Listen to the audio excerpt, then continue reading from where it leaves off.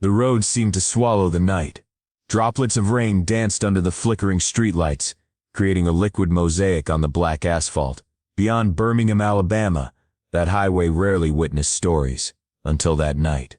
Lieutenant Commander Maya Wilson's fingers tapped rhythmically against the steering wheel, her humming harmonizing with the soft jazz flowing through the speakers. 2 hours on the road had woven fatigue into her shoulders, but home was close now. Her simple black sweater and jeans, hair pulled back, nothing to draw attention, or so she thought.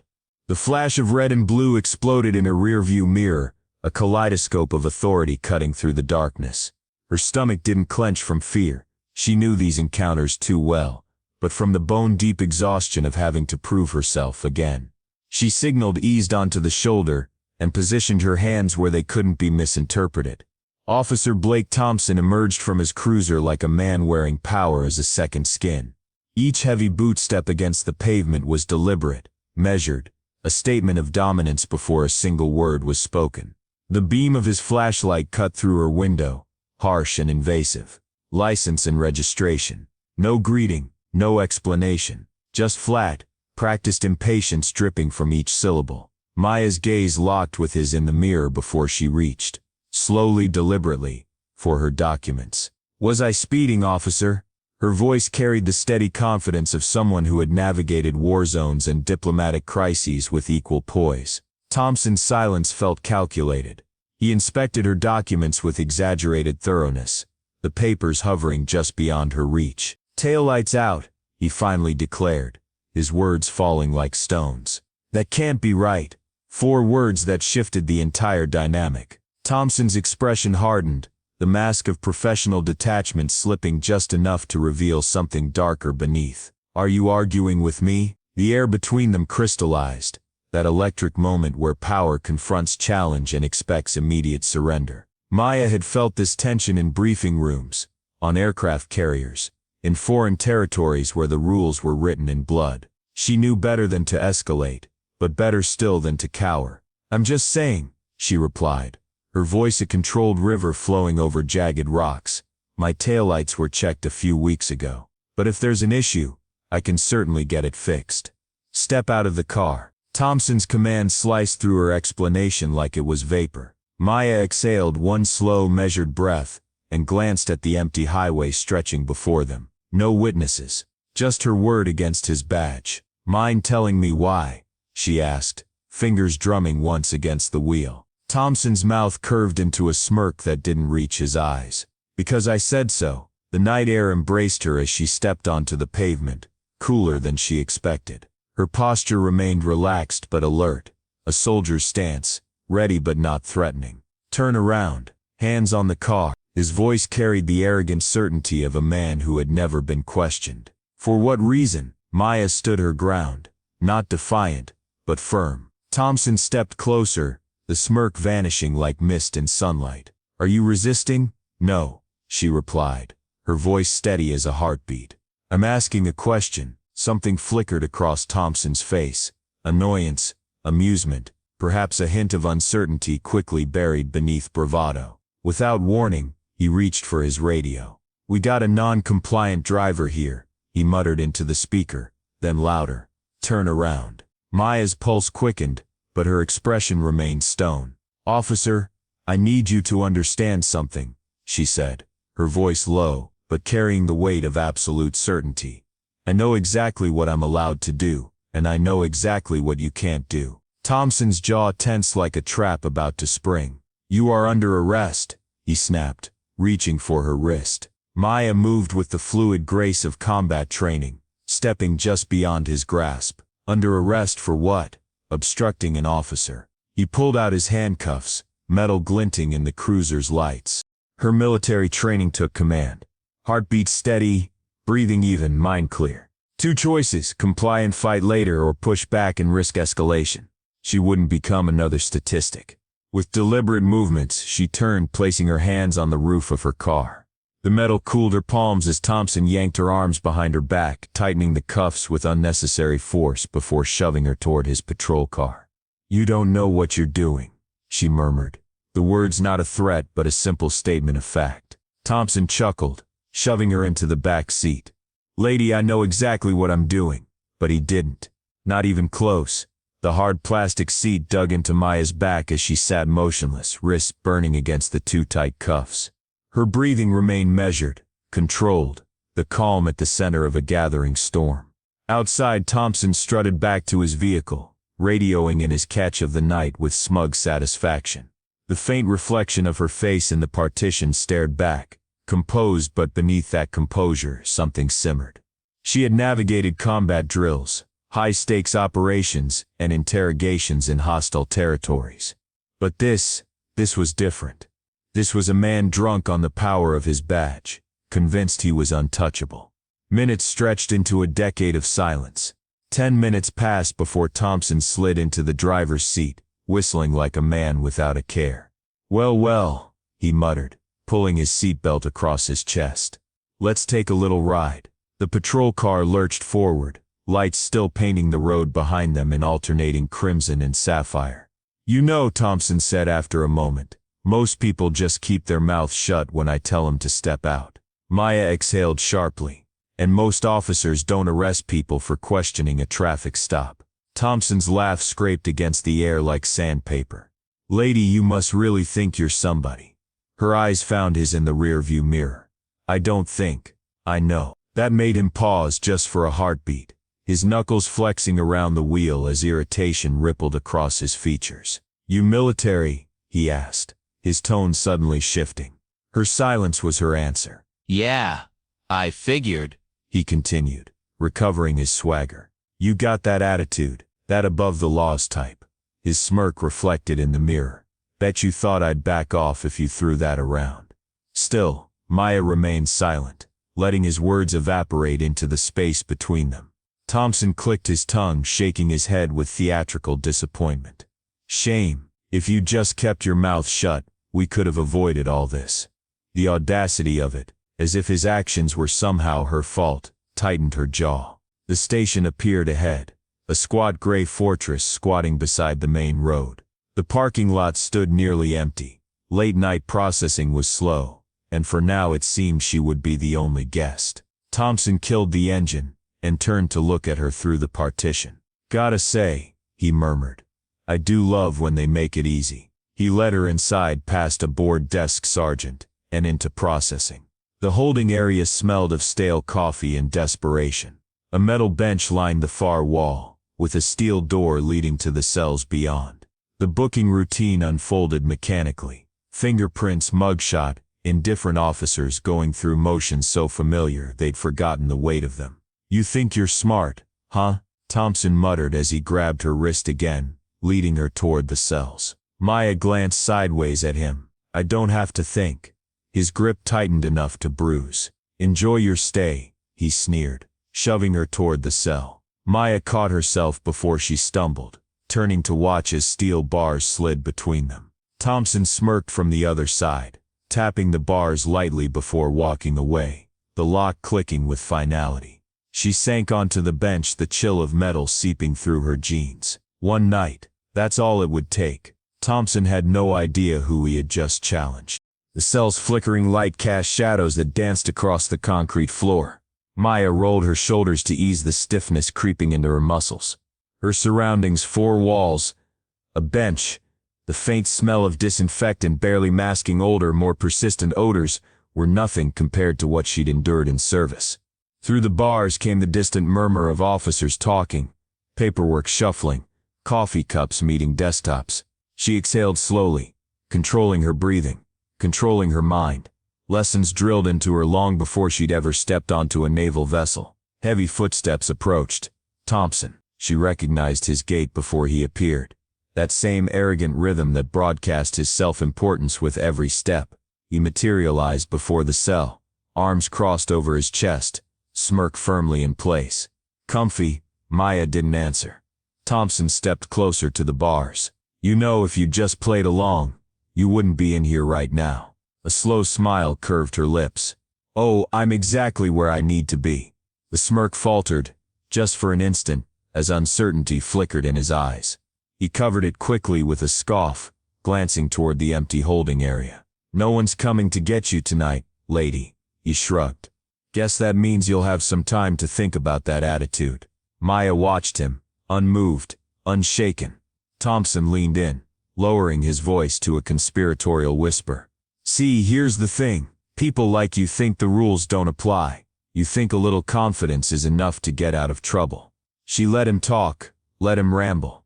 It didn't matter. He didn't know what was coming.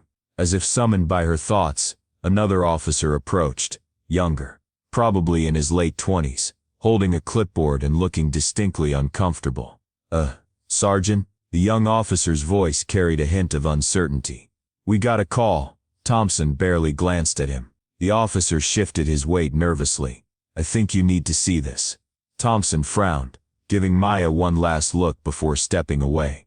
The conversation beyond her cell was hushed, but fragments reached her. Something about a lawyer, calls from higher up, questions about her detention. Thompson's voice dropped lower, sharper, annoyance etching every syllable. The younger officer stammered his responses, each one seeming to agitate Thompson further. Then heavy footsteps again. Thompson stormed back, all swagger gone, replaced by tight-lipped fury. "What the hell did you do?" Maya leaned forward, resting her elbows on her knees. "I didn't do anything," she replied, tilting her head slightly. "But people talk, and some of us have friends in very high places." Thompson's face darkened like a thundercloud. She could see the realization dawning, the shift in power, the loss of control. He turned on his heel, muttering curses, and disappeared down the hallway. Maya exhaled softly. It wouldn't be long now, and when the truth emerged, Thompson would regret every decision that led him to this moment. Morning light spilled through the courthouse windows like liquid gold, casting long streaks across the polished floors. Maya stood near the defendant's table, her posture relaxed yet commanding. Gone were the handcuffs and cell, in their place a tailored navy blue blazer and the undeniable presence of someone who had faced worse and prevailed. Beside her, attorney Elise Foster flipped through documents with surgical precision, sparing no energy for small talk. Maya appreciated that, action over words.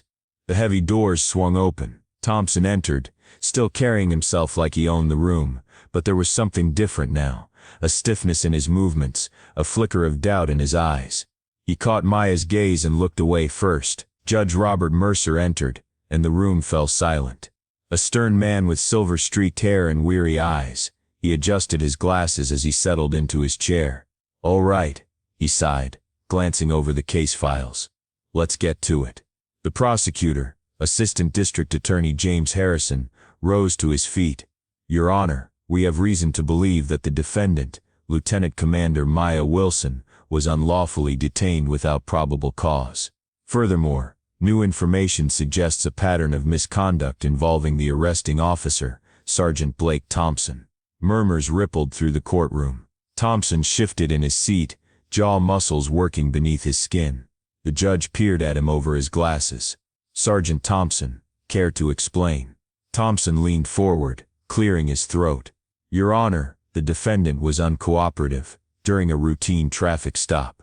"Uncooperative?" Harrison interrupted, lifting a document from his table. "Lieutenant Commander Wilson's record shows a distinguished military career, graduate of the Naval Academy, multiple commendations, no criminal history. Are you telling me that, despite all this, she was such a threat that you had to arrest her over a broken taillight?" Thompson opened his mouth, then closed it. The silence stretched like taffy. Additionally, Harrison continued, flipping through his papers, "An internal review of your arrest history shows a disproportionate number of traffic stops involving black drivers in this district." The murmurs grew louder. Thompson's face darkened. Judge Mercer set his file down with a weary sigh. "Sergeant, I don't like what I'm hearing." She resisted. Thompson insisted, crossing his arms defensively. Harrison raised an eyebrow. "The body cam footage says otherwise." Another ripple of noise moved through the room. "I was following standard procedure," Thompson protested, looking toward the judge. Judge Mercer wasn't impressed. He glanced toward the bailiff. "Let's play the footage." A screen lowered at the front of the courtroom. Maya didn't turn to watch. She had lived it. Thompson barking orders, her calm responses, the unnecessary escalation, the smug way he'd tightened the cuffs. When the footage ended, the courtroom was tomb silent. Judge Mercer leaned forward, fingertips pressed together. Sergeant Thompson, you violated protocol. You conducted an unlawful arrest, and you failed to report the full details in your initial statement. Thompson started to speak, but the judge silenced him with a raised hand. The charges against Lieutenant Commander Wilson are hereby dismissed. His gavel came down with finality. And I strongly suggest an internal investigation into Sergeant Thompson's conduct. The tension in the room snapped. Thompson looked shell-shocked, his face flushing crimson. Maya simply exhaled, slow, controlled. She had never doubted the outcome. As she gathered her belongings, she glanced toward Thompson one last time. Their eyes met in silent acknowledgement, no words necessary. It's time. He was the one fighting for his reputation. Thompson stormed through the courthouse corridors, the weight of stairs pressing against his back. Other officers, court staff, even reporters who had caught wind of the case, their eyes followed his retreat. The power he had wielded so carelessly now slipped through his fingers like sand. Sergeant Thompson. The sharp voice cut through the hallway noise. Chief Warren Mitchell stood with his arms crossed, expression granite hard. 30 years on the force had earned him universal respect. His word was law. Thompson straightened instinctively. Sir, with a curt nod, Mitchell directed him into a private office. The moment the door closed, the chief's tone dropped to Arctic temperatures. What the hell were you thinking? I was doing my job, Thompson replied, tension vibrating through every syllable. Your job? Mitchell scoffed, tossing a file onto the desk. It landed with the weight of judgment. That's not what it looks like from here. The body cam footage, the arrest history, the fact that you didn't even know who you were arresting. What does that have to do with anything? Thompson's nostrils flared. Everything, Mitchell replied, his voice quiet but razor sharp. This wasn't some random woman. This was a high-ranking Navy officer. You think this is just going to disappear? She was disrespectful. She questioned you, Mitchell interrupted. That's not a crime. Thompson scoffed, shaking his head. You don't get it. People like that. People like what Thompson? Chief's expression hardened to stone. Silence fell.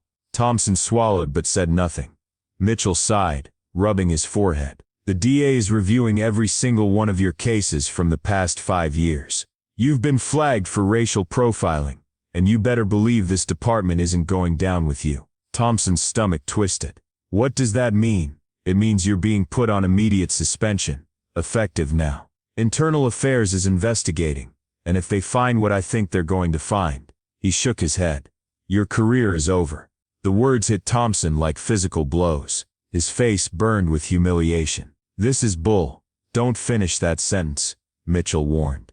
His voice ice. Pack up your desk, and if I were you, I'd get a lawyer. Thompson stood frozen, fists clenched at his sides, as his world unraveled. For the first time in his career, he realized he wasn't untouchable. Across town, Maya sat in a quiet cafe, stirring a cup of coffee as she scrolled through her phone. The case had already made headlines. Lieutenant Commander wrongfully arrested. Officer under investigation. She wasn't surprised. She had known from the moment Thompson approached her car how this would end. She had seen men like him before, entitled, arrogant, bending the law to their will. But this time the law had bent back. Her phone buzzed with a message from her attorney. Thompson suspended, likely facing charges. Maya took a slow sip of her coffee. Good. She gazed out the window, watching the city continue its relentless rhythm. The fight wasn't over, not for her, not for the countless others Thompson had likely harmed before her. But today was a victory. The afternoon air carried the scent of fresh rain as she stepped outside. The weight of the past 24 hours should have pressed down on her shoulders, but it didn't. She walked with the same confidence she always had. Head high, step steady. Her phone buzzed again, a familiar number. Lieutenant Commander, Admiral Patterson's voice greeted her. I assume you've seen the news. I have. A brief silence. And how are you feeling? Maya caught her reflection in a storefront window. No signs of defeat, no cracks in her composure. I feel like I did exactly what I was supposed to do. The Admiral's voice softened. That's what I thought you'd say. A pause. The Department of Defense has taken interest in your case. Don't be surprised if they ask you to speak on it. Not sure I'm interested in being a headline, Maya replied. You already are. the Admiral countered. And whether you like it or not, what happened to you reflects something bigger. She knew that, had always known it. Thompson wasn't an isolated case, but part of a system that had allowed officers like him to operate unchecked for years. This wasn't just about her, it was about everyone who had been in her position, but lacked her rank, her resources, her voice. This isn't the first time something like this has happened, she said, leaning against a streetlight. It won't be the last. No, the Admiral agreed. But it's the first time Thompson is facing consequences. And it's because you didn't back down. Maya closed her eyes briefly, letting those words settle. She hadn't backed down, not when Thompson pulled her over, not when he tried to intimidate her, not when steel cuffs bit into her wrists, not even when she spent the night behind bars, knowing the deck was stacked against her. She had remained unwavering, and now she had won. One last thing, the Admiral added. You might be getting a call from the mayor's office. Seems they want to recognize you for handling the situation with professionalism and grace. Maya's lips curved into a wry smile. Now that's ironic. The Admiral chuckled. You going to accept it? I'll think about it, she replied before ending the call. Across the street, a mother walked hand in hand with her young son, his laughter carrying on the breeze. Carefree, full of life. Maya watched them for a moment. The next generation. She had fought for herself, yes, but she had also fought for him. For every black child who deserved to grow up in a world where badges couldn't be wielded as weapons. She took a deep breath and walked away. Her steps firm, her purpose clear. This fight wasn't just hers. It never had been. Power unchecked is power abused, and the only way to change a system is to hold it accountable. What happened to Maya happens to people every day. People who don't have the privilege of rank, connections, or evidence to back them up. That's why speaking up matters. Why demanding change matters. Why refusing silence matters. If this story made you think, share it. If it made you angry, talk about it. And if it made you realize how much work remains to be done, stay engaged. Because real change begins with real conversations.